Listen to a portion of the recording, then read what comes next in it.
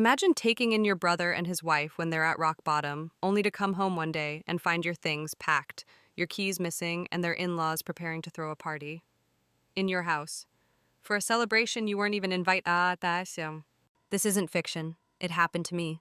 And what started as an act of kindness turned into a battle for my own home, my PE. They say silence can be comforting, like a warm blanket on a cold night wrapping around you when everything else feels broken. But silence can also be deafening, especially when it fills the space left behind by someone who once filled your world with laughter, routine, and love. My name is Claire Weston. I'm 43 now, and I live in a house that used to echo with the sound of my husband Daniel's voice. 3 years ago, cancer took him from me, quietly, cruelly, like a thief in the night. One moment we were talking about repainting the study, the next. I was standing in our hallway alone, holding a half-drunk cup of coffee, wondering if the silence would ever end. Daniel wasn't just my husband. He was my compass, my calm, my every morning coffee run and late-night grocery trip. He had a way of making even mundane Tuesday evenings feel like an adventure. When he passed, it didn't feel like a goodbye. It felt like the whole script of my life had been thrown out the window, and I was left improvising on a stage I never asked to be on. I inherited everything: our suburban home nestled on a quiet cul-de-sac in Ashwood Hills, and our savings about $720,000. It was enough to keep me comfortable, and yet no amount of money could replace the warmth of his hand in mine. At first I tried to stay busy. I'm an HR director at a growing logistics company downtown. My days are filled with meetings, policy updates, conflict resolution, an endless stream of controlled chaos. The office was my lifeline, the one place where people didn't look at me with pity. But evenings were different. That's when the memories came. I'd still reach for his side of the bed in the mornings, instinctively expecting the warmth of his arm, only to find cool, untouched sheets. Every spring, the lilac bushes he once tended would bloom wildly, as if still waiting for him. My parents had their own opinions about how I should move on. My mother Evelyn once called me a battery that won't recharge, whatever that meant. My father has always nodded in silent agreement. They've been married for 47 years, an impressive feat, yes, but not one that gives them the right to map out my grief. "You're still young, Claire," my mom would say during our monthly visits. "You could meet someone. It's not too late for children either. There are options, you know." She'd sip her tea and pretend she hadn't just turned my widowhood into an expiration date. Every month I made the 2-hour drive to their home out of duty more than affection. They weren't cruel, just incapable of understanding. My mom would always bring up her bridge club friend's son, someone newly divorced, unemployed, and likely looking for a place to park his feet. I always gave the same answer: "Thanks, Mom, but I'm not dating right now." Then came last February. A visit that started like all others, predictable, a little tense, the smell of oregano wafting from the kitchen and a table already set before I arrived. But this time, something was different. My parents were too quiet, too composed, like they were holding something behind their backs. "Claire," my mother began, folding her napkin deliberately, "we're worried about Ethan." I froze. Ethan, my younger brother by 8 years. He was the golden child. The one who did everything by the book. College, job, marriage. The American dream. He married Sophie, a sweet woman with warm eyes and a bakery-worthy pie recipe. They were my parents' pride and joy. "What happened?" I asked, already feeling a twist in my gut. "He lost his job," Dad said. "Company downsized. It wasn't his fault." "They can't afford their rent," Mom added quickly, "and they're being evicted by the end of the month." I knew where this was going. I'd seen the signs the moment I stepped through the door. The nervous glances, the extra slice of lasagna already plated.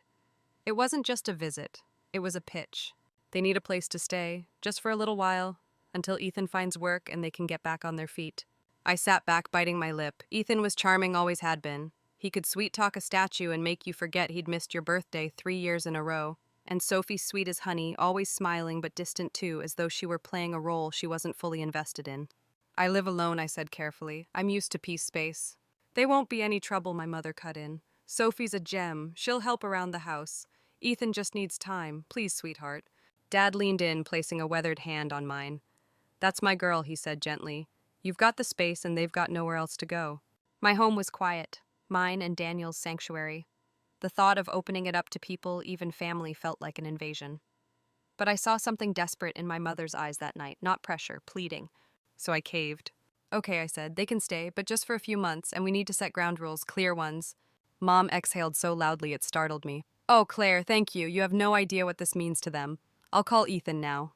And just like that, the course of my carefully rebuilt life shifted. A single word "yes" had opened the door. They arrived the following Saturday afternoon, right as the wind began to turn, and the lilacs in the front yard quivered like they were nervous too. I watched through the living room window as Ethan pulled into the driveway in a dusty blue sedan with one headlight dimmer than the other. Sophie sat beside him, her blonde ponytail tucked behind a beige scarf, and her eyes scanning the house like she was already sizing it up. The trunk opened, and out came the suitcases, 3 of them.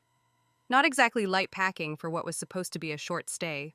Sophie smiled when she saw me at the door, the kind of smile that didn't quite reach her eyes. Ethan grinned as though we were childhood friends reuniting, as if there hadn't been years of distance, half-hearted texts and birthdays missed with casual sorry work was crazy excuses. "Claire," he called out, hauling the biggest suitcase up the steps. "This place looks even better than I remembered." "It's been 3 years," I replied. "A lot's changed." He nodded. "Yeah, well, we're really grateful. Just thank you, truly." Sophie stepped forward and extended a hand, her touch feather light. "We'll make sure this isn't a burden. I know it's a big ask." I nodded, unsure what to say. The words "don't make me regret this" hovered at the back of my throat but never made it out. I showed them to the guest room, Daniel's old office now cleaned out and converted into a modest but cozy bedroom. Fresh sheets, a new lamp. I had even placed a vase of wildflowers by the window. That had been a mistake. It made me feel like a hotel concierge. They moved in quickly, filling drawers, setting up their bathroom products, stacking folded clothes in the hallway, while rearranging the house without asking. That first night, though, everything was calm. Sophie cooked a beautiful chicken marsala and lit candles for dinner. Ethan cracked jokes. They asked about my job, and for a brief moment I thought maybe this wouldn't be as bad as I feared. But that moment passed. By the second week, the balance began to shift. Subtle at first, dishes left in the sink, towels on the bathroom floor, the dishwasher never emptied, shoes strewn by the front door in a way that turned entry into an obstacle course. Sophie stopped cooking and started ordering takeout containers piling up in the trash like fast food was being catered. Ethan set up his laptop at the dining room table and claimed it as his office, complete with earbuds and conference calls that bled into dinner time. "Just until I find something," he'd said. But every time I asked about the job search, he waved me off. "There are leads," he said. "These things take time." "How much time?" I asked gently one night. He shrugged without looking up from his screen. "Hard to say. Economy's rough." Sophie didn't say much. She stayed quiet, polite, distant. She began treating the house like it was hers, adjusting my thermostat, changing the kitchen layout, switching my coffee brand with some organic one she said was better for the gut. The one thing she never changed was her routine of acting like she belonged, and maybe that's what bothered me most. By the 5th week, I started to feel like a stranger in my own home. I found myself tiptoeing around my own kitchen, careful not to interrupt whatever creative energy Ethan said he needed during his job hunt. One evening, I walked in to find Sophie scrolling through real estate listings. "Just browsing," she said with a smile. "You know, imagining our future." "Are you looking for a place?" I asked, almost hopeful. "Oh, not seriously. But I've always loved this area," she said. "The homes are so full of potential." Her eyes wandered around my living room, my furniture, my walls. That night, I lay in bed and stared at the ceiling. The house felt heavier, as though it were pressing down on me, not sheltering me. Even Daniel's memory felt further away, his warmth buried beneath the smell of Sophie's essential oils and Ethan's leftover takeout. I tried to have a talk with them, about boundaries, about the space, about respect. "Claire," Ethan said, "you're sounding really stressed. We're doing our best." "I'm just asking for some order," I replied. "This house used to be peaceful." "You mean empty," Sophie muttered, barely hiding her irritation. I looked at her. "No, I mean peaceful. Things only got worse from there." A week later, without so much as a text, I came home from work and found Sophie's parents in my kitchen. "Oh, Claire, I hope you don't mind," Sophie said cheerfully. "They're just passing through on their way to Arizona. They'll only be here for a few days." George and Martha, as they introduced themselves, were lovely on the surface, polite, well-dressed, and utterly entitled. They made themselves comfortable, too comfortable. Martha reorganized my pantry. George turned my garage into his personal storage area. And then came the night I nearly lost it. We were sitting at the dinner table, me, Ethan, Sophie, and her parents, when Martha took a sip of wine and said with unbearable calm, "If I had a house this big, I'd probably sell it. It's too much space for one person. And the money? Well, it could help family get a fresh start." I stared at her. "You could sell this house," she continued, her voice sugar-coated. "Give Ethan and Sophie enough to buy their own place and get yourself something cozier, something that suits your stage of life." Stage of life. As if widowhood was a stop on the train to irrelevance. I was stunned into silence. Ethan said nothing. Sophie smiled faintly, not denying a word. I excused myself. walked upstairs and closed my bedroom door behind me like it was a fortress. My hands trembled as I dialed my mother. Ethan and Sophie just tried to kick me out of my own house, I said. What? They're hosting an anniversary party here for Sophie's parents. They packed up my things, my clothes, my books, my pictures of Daniel. They want me to leave for the weekend so they can have the house. My mother said nothing for a long time, then finally, well, maybe it's just a misunderstanding. It wasn't. And that night, something inside me hardened. The Claire who said yes to keep the peace was gone. The Claire who watched others slowly redraw the map of her life was done. I was going to take my house back. That night, I didn't sleep. I lay in bed, staring at the ceiling fan spinning above me, its quiet hum doing nothing to calm the storm inside. The audacity of it all kept replaying in my mind, Sophie packing my belongings, Martha suggesting I should sell the house I had built my life in, Ethan staying silent as if I were the intruder. They had crossed a line. No, they'd burned the whole bridge. By dawn, my decision was clear. I would not be leaving my home. Not for them, not for a party, not for anyone who thought they had the right to treat me like a guest in the space I had once shared with the love of my life. At 7:15 a.m., the house was still. I crept quietly down the hall and peeked into the guest room. All four of them, Ethan, Sophie, and her parents, were gone, probably off gathering supplies for the party, balloons and cake and God knows what else. Perfect. I went back to my room, pulled out the suitcase Sophie had packed for me, and instead of taking it with me, I emptied it. Slowly, deliberately. I returned my belongings to the shelves, hung up Daniel's shirts that I'd never had the heart to give away, and placed my favorite photo of us back on the mantel where it belonged. Then I moved fast. I called my locksmith, Mr. Vaughn, who had replaced our front door lock after a break-in attempt 6 years ago. I told him it was urgent, and bless him, he arrived within the hour. By 10 a.m., the locks were changed front and back. Next, I gathered every single item that didn't belong in my house and placed it out front: suitcases, duffel bags, folding chairs, tacky party banners, even the weird bronze swan lamp Martha had brought and placed on my hallway table without asking. Then I made myself a cup of tea, black strong, no sugar, and sat down in the living room, the same place where Daniel and I used to sip Sunday morning coffee and read the news. This time, though, I was waiting, and I wasn't shaking anymore. I was calm, cold maybe, but focused. It was around noon when I heard the car pull into the driveway. I stood up and walked to the window. There they were, Ethan and Sophie, stepping out of the car with balloons. Martha holding a tray of mini quiches, George balancing a box with glittering numbers 35. They were smiling, laughing, chatting like people who thought they owned the day. Then they saw the luggage on the lawn. The laughter died instantly. Ethan was the first to speak, his voice cracking through the glass like a pebble on ice. Claire. I opened the door but didn't step outside. What's going on? He asked, genuinely confused, as if it hadn't occurred to him that there might be consequences for treating me like a doormat. You're not having the party here, I said, my voice level. You don't live here. You never did. Sophie looked up, eyes wide with disbelief. What are you talking about? I'm talking about the fact that you packed my belongings, that you treated me like a tenant in my own home, that you invited people here without my permission and tried to push me out for your parents' anniversary party. Martha stepped forward, clutching her pearls, literally. Now hold on, dear. I think you're being emotional. Don't, I said louder this time. Don't dear me. You disrespected me in my own home. You all did. And now you're leaving. Sophie's face contorted, something mean flickering behind her polished demeanor. You can't do this. We've been here for weeks. This is our home too now. No, I said. This is my house, bought and paid for, and I never signed it over to either of you. Ethan stepped closer. Claire, come on, be reasonable. You said we could stay. Temporarily, with boundaries, which you both ignored. He looked down at the ground, visibly ashamed, but not enough to apologize. Not enough to defend me when I needed it. His silence in that moment, like so many before, was louder than any defense. Sophie slammed her fist against the door. Let us in or I'm calling the police. Please do, I said coolly. I'll be happy to explain to them how you've been squatting here and how you tried to evict the legal homeowner for a party. That shut her up. A long, suffocating silence followed, the kind that wraps around your chest and makes even the wind sound heavy. And then slowly they began to move, gathering their things, loading the car with rushed, clumsy motions. No more words, no goodbyes, not even a glance back. I watched from the window, tea still warm in my hand. And when the last suitcase was tossed into the trunk and the car pulled out of the driveway, a wave of something powerful swept over me. Not relief, not even triumph, but justice.